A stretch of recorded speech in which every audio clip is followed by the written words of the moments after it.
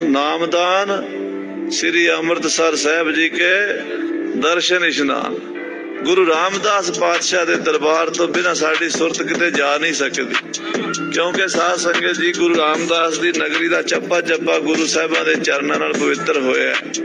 हर एक जगह का कण कण जिहड़ा है ना श्री अमृतसर साहब का, वो शहीदां सिंहां दे खून नाल रंगिया होया।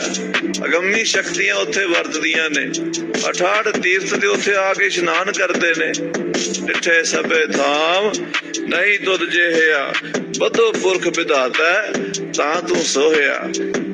भाई चौपा सिंह जी ने लिखिया रहतनामे विच श्री अमृतसर साहब का महात्म।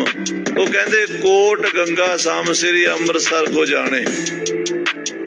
करोड़ा गंगा नदियां का इशनान ते श्री अमृतसर का इशनान, इन्नी भावना सिख दी मन्ने होनी चाहिए। रामदास सरोवर नहाते सब उतरे पाप कमाते।